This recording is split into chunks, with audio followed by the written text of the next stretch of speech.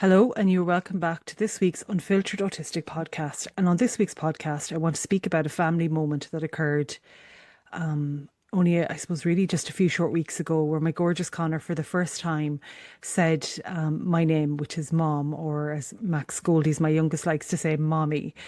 My gorgeous Conor, if you haven't been following the podcast before or don't know me from my family blog, Little Puddins, my gorgeous Conor was primarily non-speaking for the last, I suppose, 15 years of his life, and then I suppose since after Christmas, we've noticed that he's been more confident, more feeling more potentially brave, that he could try and speak using his mouth. But again, as a family and as a parent, I've always accepted all the ways that my gorgeous Conor communicates. And Conor, up until that point, had primarily been communicating through love, through some gesture, through some sound, and in particular through a speech device that he likes to refer to as his talker.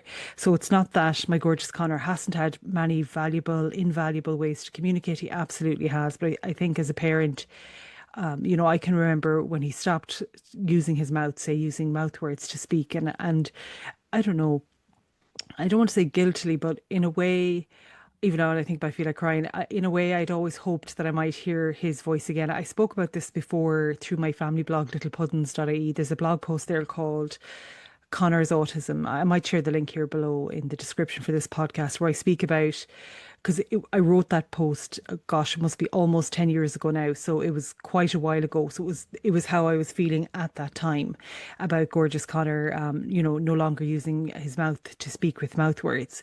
And it wasn't that I didn't think the way that he was communicating was valuable. It was just, I suppose, I don't even want to say selfishly. I just think as a mother, I just wanted to hear what his voice might sound like, even though, again, totally accept the way that he did choose to communicate. But I just remember writing back in those days. I remember I specifically wrote a line. I don't have it obviously in front of me. It said something like, I was writing, my gorgeous Conor, if you were to ever call me Mama again, I don't know what that would do to me. And I never thought, in a way, that I might have that opportunity to hear him speak again. But again, as I say, just a few short months ago for my birthday in May, his teacher sent me a beautiful clip. His teacher's absolutely incredible, Deirdre.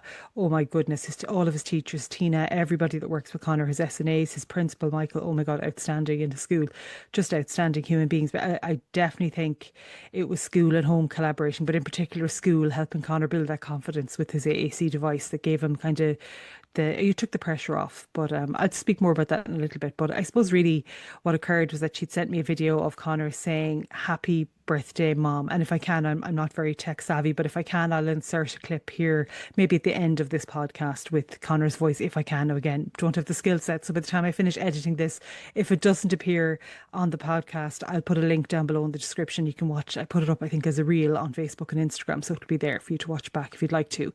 But again, I suppose what that really taught me as a parent, and it's kind of always been my belief, and if you are a parent listening and maybe you have a child or a young adult or a teenager, or maybe for yourself as an autistic person, or as a partner, as a husband, a wife, a girlfriend, a boyfriend, however you describe yourself in your relationship, whatever that is to you and your partner, your family, if it's something that you've always maybe wanted to possibly experience, and it's not selfish to want to hear, someone that you love, to say or to communicate in whatever way that they choose to communicate. It's not a selfish thing, but for me as a mom, because he could say, many, many years ago, he used to say, Mama. Mama, I can still see him standing at the television. We used to live in a different area at the time, little wooden kind of coffee table in front of the television, primarily to stop him whacking the television in case it'd fall on him.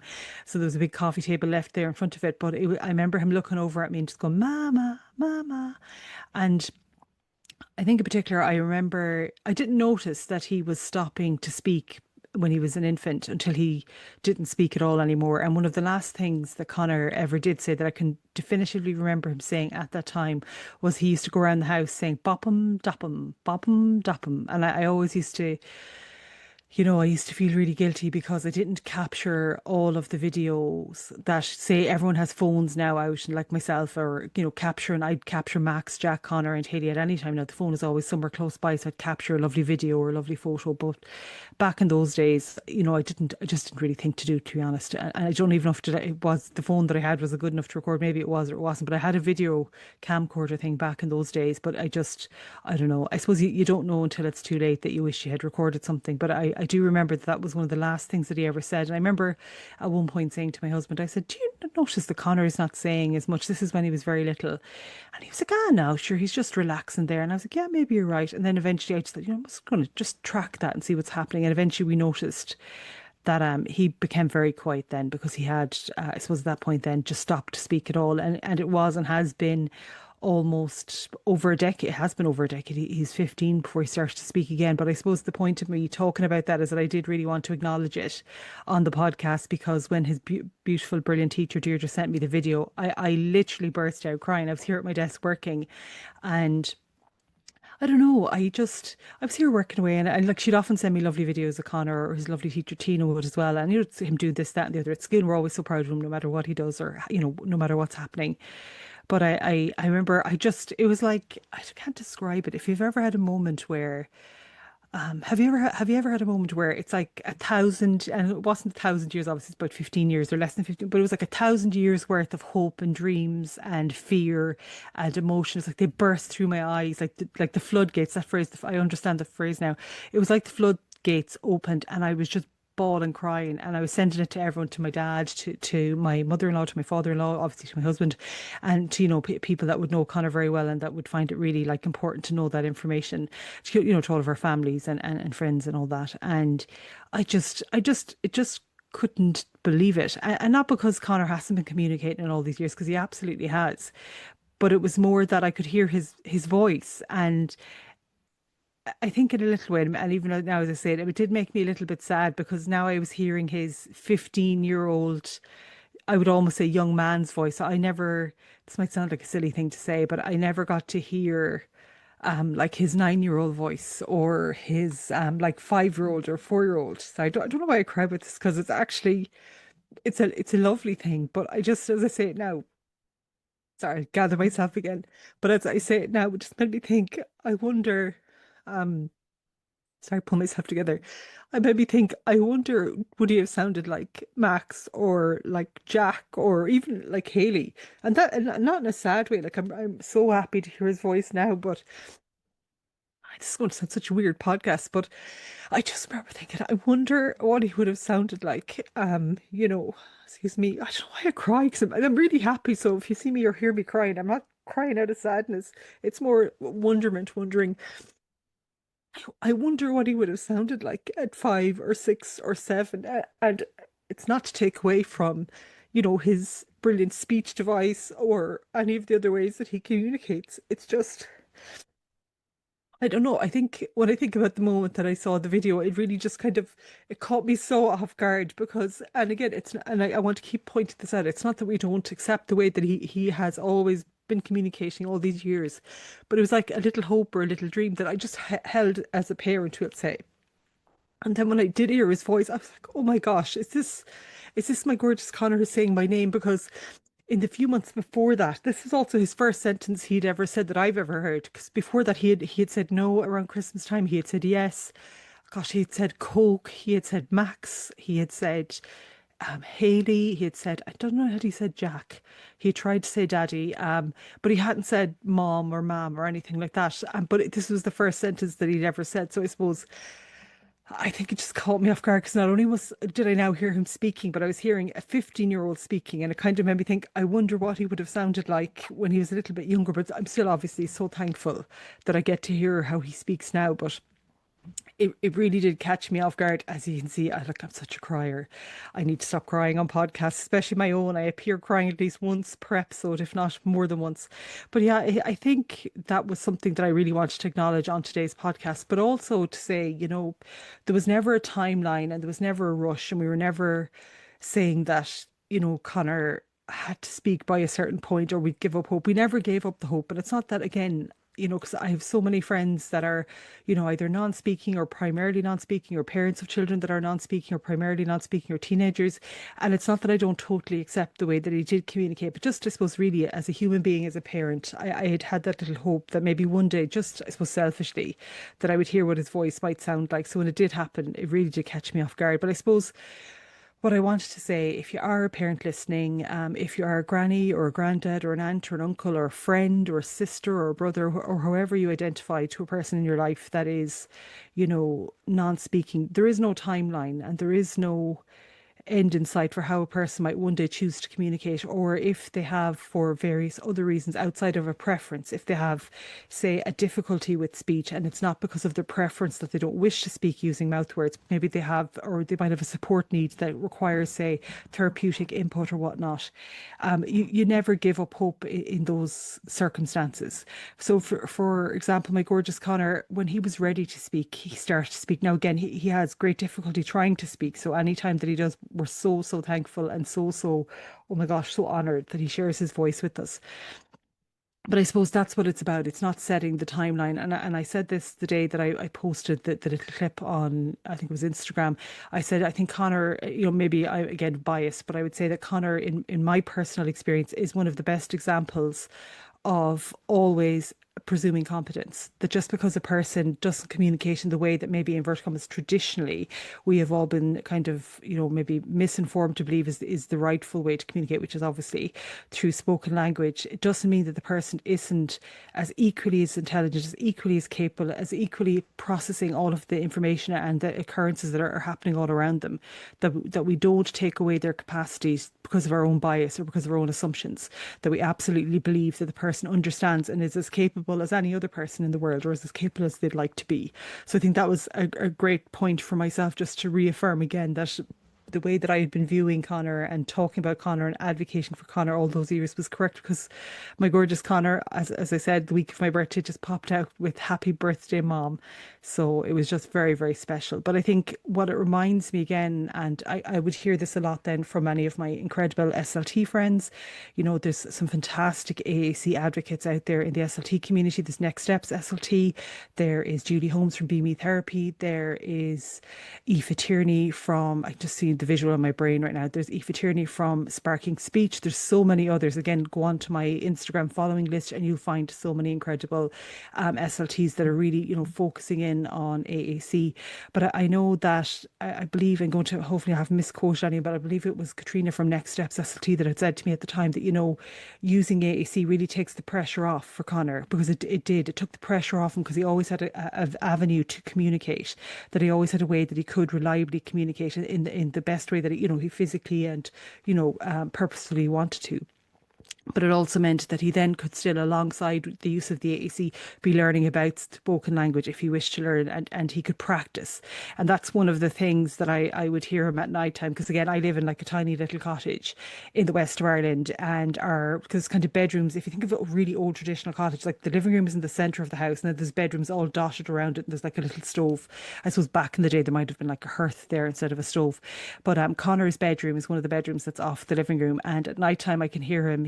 He'll literally be in his room and he'll be like trying to say, one day he was trying to say cookie. He's like in soft, even though he's a man's voice now, or a young man's voice, but when he's practicing his words, you can hear him under his breath going, cookie, cookie. And then you hear him suddenly just in a very deep, I suppose maybe his voice breaks because the teeny goes, cookie. And then he'd start roaring, laughing. And I just sit on the couch, nearly crying. I just think, if anyone's watching me through the window, just sitting here crying because someone is in a room saying cookie. But it's not just the word cookie. It's my gorgeous Conor trying and feeling brave. And that's where, again, school have been absolutely outstanding, and grannies and granddads and aunts and uncles and friends and family, everybody working together to make Conor feel, safe, encouraged. It's that connection piece. It was never about compliance. It was never about Conor meeting my expectation or our family expectation or school's expectation of how he should communicate. It was always, and has always been, about empowering Conor to feel confident to communicate in any which way that he would like to. And I suppose that's what we're seeing now, is like him going to bed at night time trying to say a word. He'll come into me now. He's a devil for the Coca-Cola, is the Coke Zero. And I could be in the kitchen, and he knows the minute if he says Coke, I'll always give him, like, I wouldn't give him a full can all the time, but I give him like a little drop.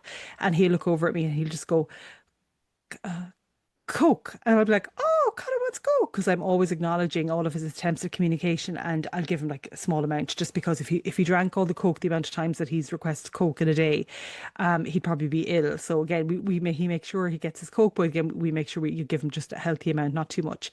But again, I can see, if you've ever seen the sparkle in somebody's eyes when they've made that connection with you, that they know that you understand what they've said, they know that you're going to, whatever it is, that they've used their voice, that they've transmitted a message, and that you've received it. I always see his little eyes just literally dancing in his head, because he comes in like kind of giggling and go, Coke, and then the eyes light up, and I'm like, oh my goodness.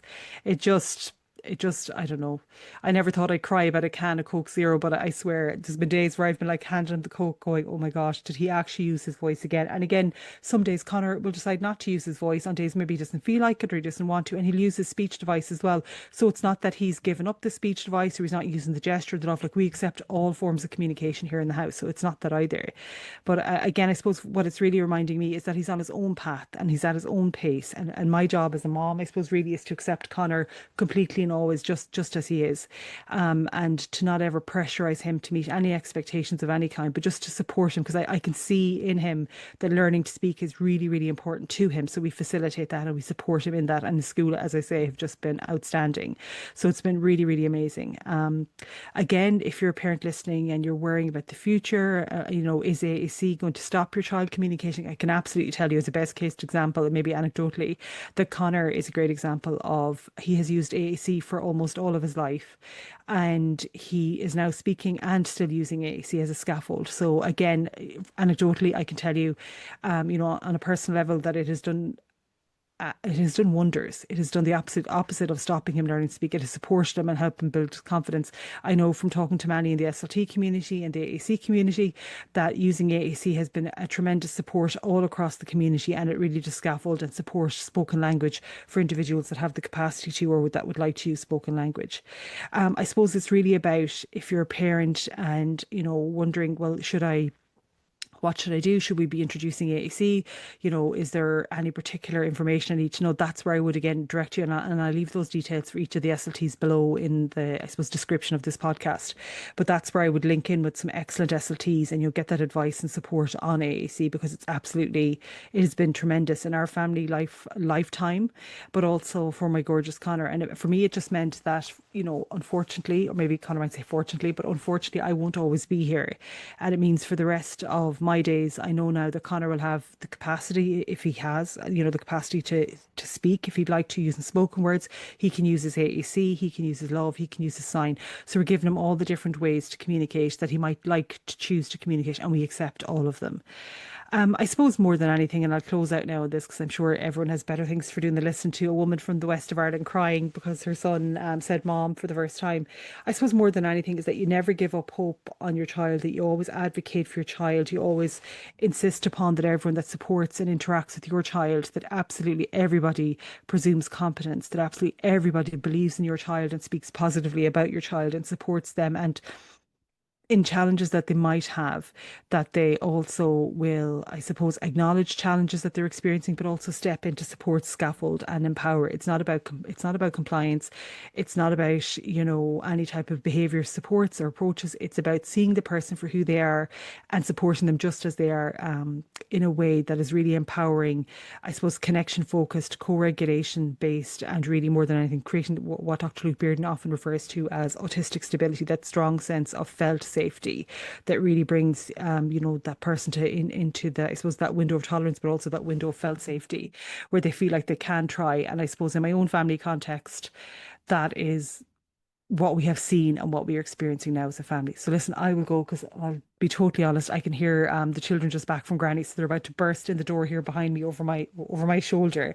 So before all the noise starts, I'll get off the podcast now. But listen, thank you so much for listening to myself on my first episode, I suppose, in a personal context. It's number 3 in the list, I suppose, of season 2 of the podcast. So listen, I'll be back again soon. If I can, after I finish speaking, I'll add in the clip of Conor talking, and if I can't, I'll leave the link below. We'll all know what my tech skills are by the end of this podcast. So listen, thank you. I'll be back again next week. So thank you.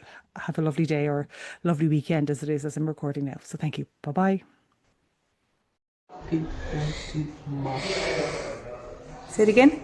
Happy birthday, Mom.